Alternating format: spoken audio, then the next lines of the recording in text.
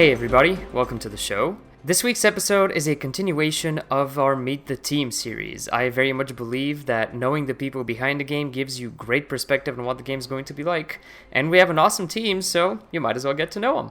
This episode is an interview with our Chief Technical Officer, Joris. We discuss the game, how he got onto it, we answer some community questions, and then we get into his gaming habits and personal tidbits. So make yourself comfortable and enjoy the show. Okay, so here we are live.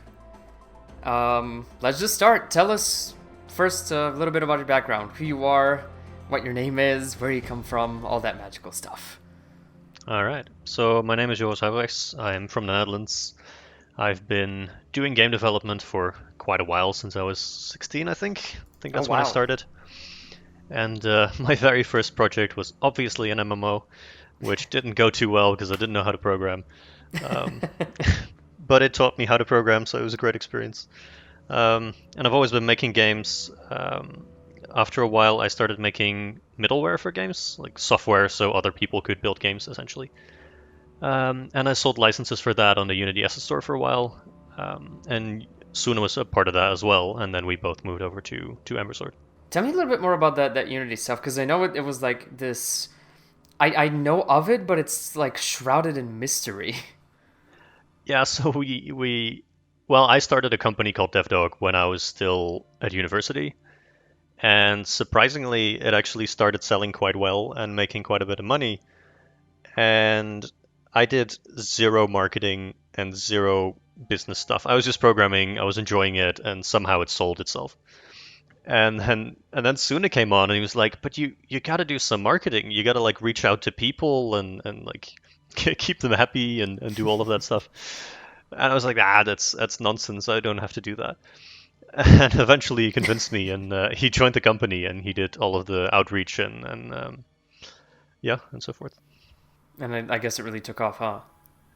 And then it really took off, and then we met lots of other people because I was just sitting in my attic programming and doing my own thing, and then Suna came along and really connected me with a lot of other people, and that's actually where we met Serenix, and one of the people from Serenix is actually working on the Ember Sword project as well right now. What is Serenix? Serenix is a company we partnered with. They also make middleware, and we actually sold their software under our name, so we did all the marketing and all the outreach and so forth. So we basically became a middleman of our own. Oh, cool. Gee, man, You're enterprising as hell, dude. So you came to work on Ember Sword with Suna then?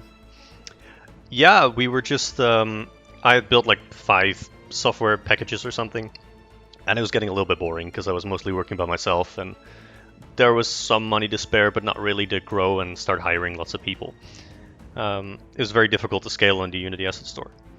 And we just started talking about, we always wanted to make a game, and Suna was like, oh, I know a person, and he knew Mark, which is now the CEO of Ember Sword. And Mark knew a designer from the US, and he joined in, and we started like spitballing an idea, and before we knew it, we were working on a demo. And before we knew it, we were trying to raise money, and here we are. Nice. So you've been here from the very beginning then? Yeah, since the very beginning, yep. Oh, wow.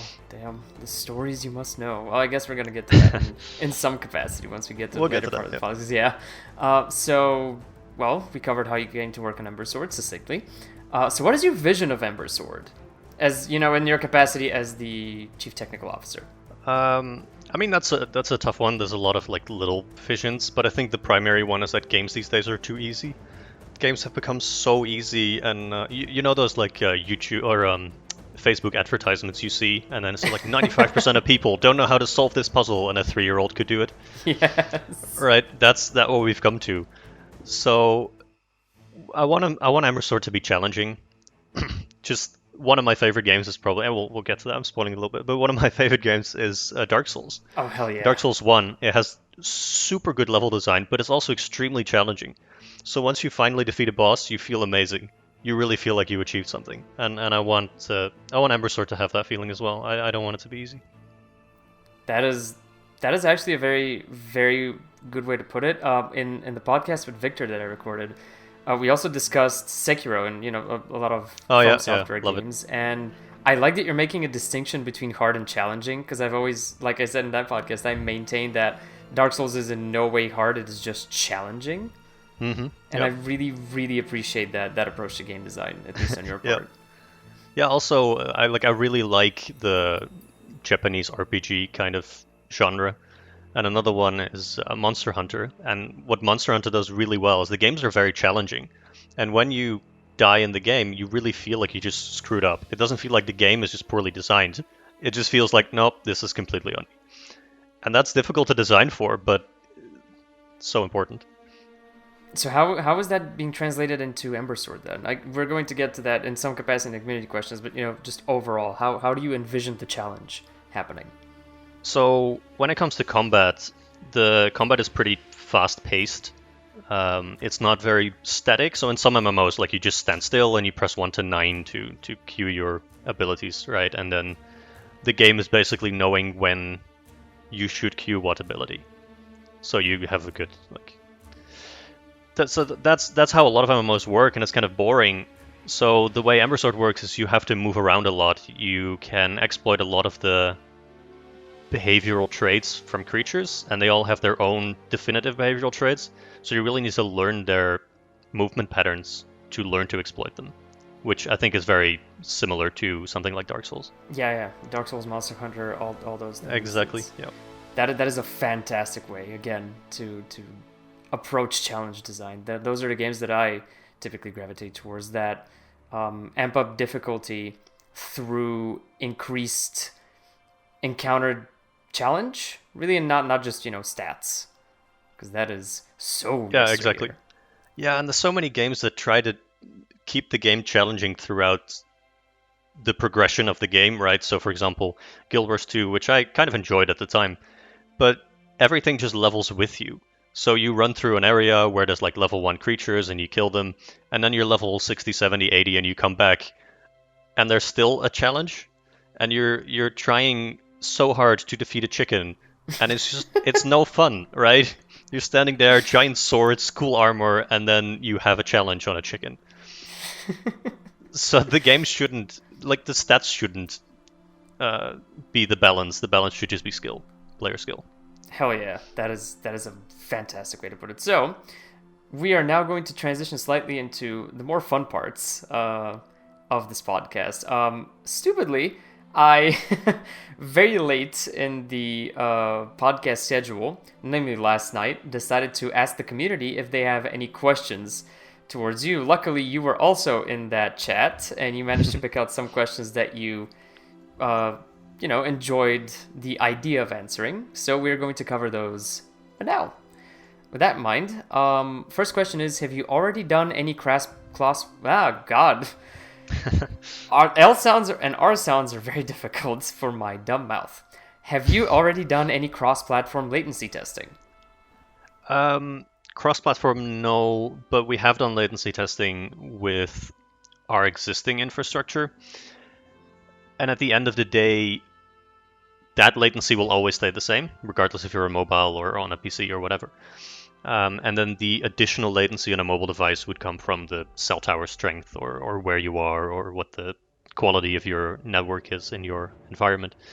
So we haven't done testing like that yet, but we're primarily focusing on the desktop version at the moment, and probably will do so for the next year and a half. And then once we have a very good and solid base and want to start working on the mobile app, then we'll start doing more latency testing.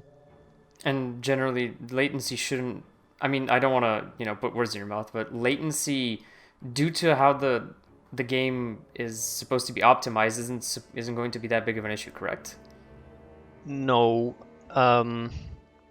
So a lot of MMOs run at a pretty low tick rate because you have a really large world with lots of creatures and players in there, so it's kind of difficult to do a very high tick rate like you have in a shooter, for example, where you really want to have low latency.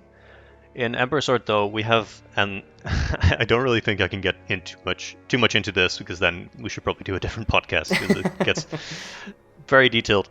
But the way Ember Sword is designed basically allows us to run pretty low latency game logic and still send out all of that data over the network, while we can also make a very large open world, like World of Warcraft, for example, or maybe even more players, or well, definitely more players than we can do in a single world like World of Warcraft, for example. So we actually run at 30 ticks per second, which is very high for an MMO, and we can actually boost it up because in our tests we actually run in I think about 8 milliseconds right now, which would allow us to run at over 100 ticks per second. But there's still more things that we need to do over time. But it would get very expensive. Like hosting wise, it would get very expensive because you have to pay for the bandwidth. And if you're building an MMO, then everyone connects to a single server. So we host a server for everyone. And we have to pay the bandwidth bill. So I don't think it's feasible to do 100. So we're probably never going to do that. But at 30, I think the responsiveness of the game is going to be a lot better than your traditional MMO. It's a challenging tightrope to walk then, it seems. Yeah, it's always performance and cost trade-off, and also how much do you really want to optimize the code you're writing, because obviously it takes time and effort as well, which also translates into money. So at the end of the day, you do have to make a pretty tight balance, but we have optimized things a fair bit already, partially just because I really enjoy doing it. That is very good to hear. So you mentioned at the top of this cross-platform. So has there been any mobile experimentation? Have you gotten to any of that? So in the very beginning, the first month or so of Ember Sword, we made a single-player demo, which was primarily to entice the investors to say, hey, invest in us, this is what the game is going to be like. And it was a very quickly and ugly hacked together a demo, roughly 3 weeks. And we ported that one to mobile as well to kind of see what we could expect. And it ran perfectly fine on mobile. Obviously, it was a single player game, so it's not really comparable, but the first initial tests at least looked pretty good. Nice. So already there is some sort of base in place that will allow mobile to be developed and to actually work. Yeah, mobile is definitely part of the plan, but we're going desktop first because I think actually with Albion they tried to go web as well. I'm not exactly sure if their original marketing material had that, and mobile as well. And I think if you really focus on mobile and web, that you're going to design the entire world in a way where it can run smoothly on mobile. Right, which makes sense. But if you go desktop first, you design everything to run nicely on a desktop, and then you can sort of figure out mobile later, like downgrade from desktop to mobile, and you can't really upgrade from mobile to desktop. Yeah, makes sense. This actually flows nicely into the next question I wanted to ask, which is, so as most of the people listening hopefully know, Ember Sword is going to also be available in browser. And the question then is, how easily is the game going to convert from browser to client? Are they being made at the same time? What is the process there? Okay, so this is a bit of a technical answer, but they are essentially the same client. Mm-hmm. So we're working in Unity right now, which is C#. Then the C# code gets converted via IL to CPP to C++ code, and then that gets converted with Mscript into WebAssembly, so it can actually run in a browser. So basically they're the same client, we're just doing a conversion step to turn it into something the browser will understand. Thank you for dumbing it down so I can understand it. That's a pull quote if I've ever heard one. So, well, that's as good of an answer as we can get at this point without getting into too many technical details. I am actually interested in recording a more technical podcast further down the line to explain all those things for the people that are interested. So, hey, yeah, anyone who's listening, anyone who's interested in this, ping us on Discord. If we get enough, interest in it, we are totally going to do it. So yeah, we could also do something like we could also do something like video streams. Maybe I think that might be fun as well, like a Twitch stream showing some of the technicals. That can be arranged for it online as well. So moving on to the more gameplay side of things, there are skills and keybinds in the game, right? There are, it operates in, very roughly speaking, kind of like a Diablo, if you will. And Diablo 3 was actually ported to PlayStation, and it found decent success there. I actually played a lot of it on PS4, and I found the controller to be a very, very... the control scheme to be very well implemented. So the question then becomes, how will those things work in Ember Sword? How is there going to be controller integration? How are those skills going to translate into a controller? Things like that. So we haven't really experimented with this yet because we're really focusing on just the desktop. We have a fairly small team, right? So we really have to be focused and focus on implementing actual gameplay. However, getting the controller in, I think it'll just be a bunch of experimentation that we have to do, try and find a scheme that really just works for an Xbox controller or a PS4 controller. That is something to look forward to in the future then. So now we get to the really fun part of the podcast. We've gone through your background, how you got to Ember Sword. We've answered some community questions. And now we get to learn about your gaming habits, which is something I really enjoy when I record these. So, first in line, what are your top 5 favorite video games? Top 5 favorite video games. Alright. I mean, number 1 is definitely Yoshi's World from the SNES. Aww, which is, awesome. It's an old game, but I love it so much, and I've finished it like 5 times. I love the art style, love the music, love the gameplay. Not everything's perfect, but maybe it's just nostalgia, but I really love the game. Oh my god, your answer is exactly the same as mine, only mine is Prince of Persia Warrior Within, and you can nice. just substitute it. I love that game. My 2004 Godsmack phase really loved it, and it still holds up. That game is fantastically well made. Nice. Yeah, it's just something about old games that you played as a kid. You know, like the music brings back memories, and then you just play the whole game again. It's amazing. And I have the same with Kingdom Hearts 1 and 2, which oh man, you're a trooper. Yeah, when I used to play them, I was, I don't know, maybe 10 or so. I didn't speak any English. I didn't know how to read anything in English, and like the story of of Kingdom Hearts is so convoluted, right? It's one of the most ridiculous stories in any video game. And not being able to speak English, I have no idea how I finished that game. It's ridiculous, but I still love it so much. I still haven't played Kingdom Hearts 3 though. I need to get myself a PS4, PS5. Oh, I don't know. I mean, as far as I know, and that's from a video game podcast I've been listening to for like 10 years, one of the hosts loves Disney and sort of has a strange love-hate relationship with Kingdom Hearts, where Kingdom Hearts is a fantastic fan service game that is horribly designed. Oh, really? Oh, no. Especially Kingdom Hearts 3, it feels like it was made 19 years ago, but it's got current things. Yeah, it looks fancy, but it's still... yeah. No, Okay, I so still want to Yoshi- play it. Yeah, so Yoshi, yeah, Kingdom Hearts, Yoshi, what else? Kingdom Hearts, Dark Souls 1, Nice. amazing game, best level design I've ever seen in a video game. And I remember playing Dark Souls 1. I was going on a tangent. I remember playing Dark go Souls ahead. 1. I love Dark Souls tangents. Right, you start in the starting area where there's like a well and there's an NPC there. Mm-hmm. And I started the game and I just walked up to the NPC and I hit him, right? Yep. And I was like, oh shit, no, he's way too strong. So I logged out of the game and then I started back in and he just started attacking me again. I was like, what the hell is this? That's not how it's supposed to work. Oh, that was so good. Yep. And he just kept attacking me throughout the entire game. So every time I came back to the starting area, there was like Oh a my really God. overpowered NPC following me. Oh my god. That game is so unforgiving. You broke Oscar of Astoria, how dare you? Isn't he supposed if I remember correctly, that's the... Are you talking about the one that's past the wall that the boulder breaks in the Undead Asylum? No. Like in the very, very beginning, when you start the game and you enter like an area with the well, and there's a knight at the corner just sitting there, I think. Oh, him! Oh my god, yes! Yeah, like the very first guy. Yeah. He who spews vague lore Yes. tidbits, if I remember correctly. Yes. Yeah, the one who's in every Dark Souls game. I'm gonna...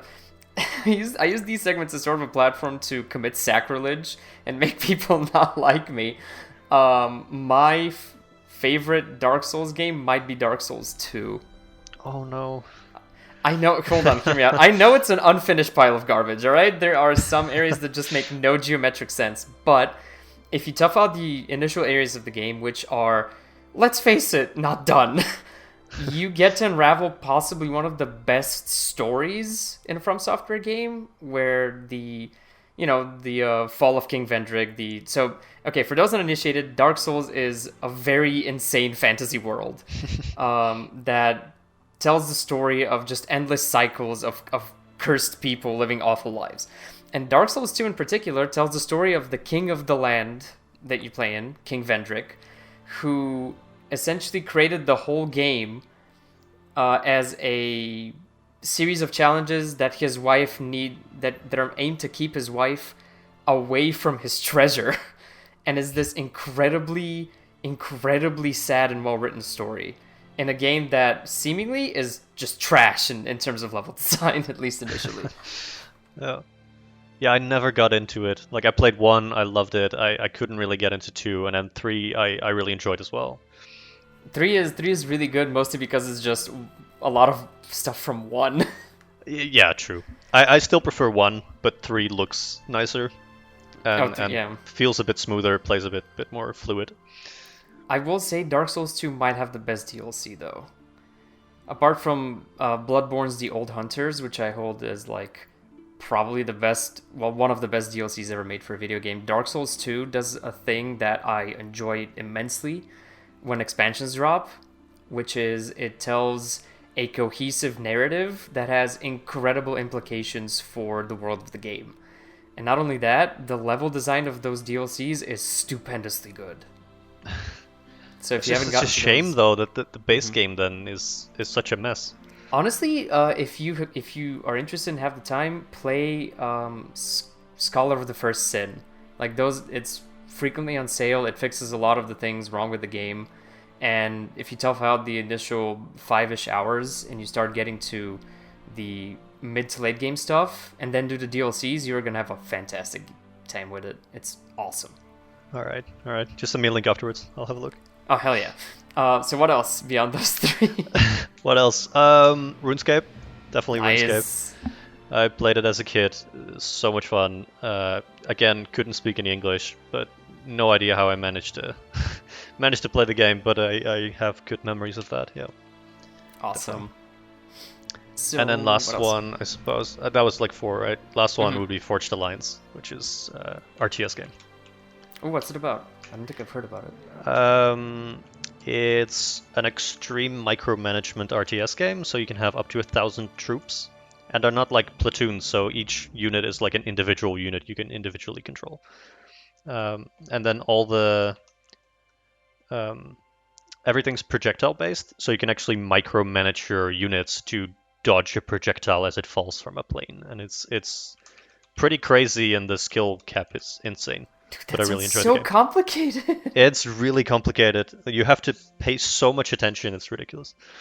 Have you gotten carpal tunnel from it? Because it sounds like you might. I haven't played in a while, but so that's why your hands work. Right. Yeah, exactly. So, what is your longest gaming session then? Does it feature any of those games that you just mentioned? Ooh. That's a good question. Longest gaming session. I think it might be RuneScape, where I like pulled an all-nighter with a friend. Oh, tell me about it. I think. Well, maybe no. That's a good question. I think it was Gears of War. Gears of War, really? Yeah. Gears of War came out on like the Xbox 360, right? And I think I played it with a friend like throughout the night and even in the next day, and we were so broken down at the end of it. But I think we finished it in like one sitting. Yeah. Was that horde mode, multiplayer, campaign? What did you play? I think it was the entire single player, and then we also played some multiplayer afterwards. Oh my god. We just kept going. Yeah. Nice. The answers I've gotten so far on this question, by the way, are mostly single player games. And it's interesting to know that finally somebody represents the co-op crowd, which I really love. So yeah, I mean, split screen co-op, that's still the best kind of co-op in my opinion. Like the multiplayer. That's true. Yeah, the best. There's no substitute to just punching your friends on the couch for hours on end. Exactly. I mean, that's how I learned to play drums, is through hour-long sessions of Rock Band with bad singing and like smashing plastic instruments. Nice. So what is your fondest gaming memory then? I mean, my fondest gaming memory is probably also my least fond one. Is when I when I was like 13, 14, something like that. My RuneScape account got hacked or stolen or Oh whatever, no. and I played that game for like 3 hours, 4 hours every day after school for I don't know 2 years or something. And my account got hacked and I lost everything and I felt so horrible for 2 days, which is obviously not a very happy memory, but It at the doesn't same sound like it, time, no. it doesn't sound like it, no, but at the same time, like I realized how much I cared about that game and how many friends I made in the game, Aw. and that was just it's somehow a sweet memory, yeah.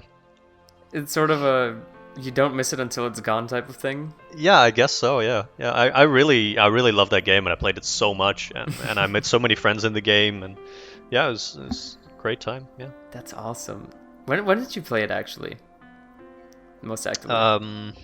I played it most actively when it came out, so it's like 2007, 8, 9, I think. Mm-hmm. So I played in the early days. I tried RuneScape 1, I think, but that one looked so horrible I couldn't really get into it. Because I know, did you manage to run it okay? It's a weird question, but it's leading to a segue. Trust me. Yeah, I think so. I'm asking because I know a friend of mine who really wanted to play RuneScape, but his computer couldn't run it. Really? So the only way he could play it was by looking at his feet in the mini-map. So he memorized every floor tile in the game, and that's how he played RuneScape. That's impressive. Oh, wow.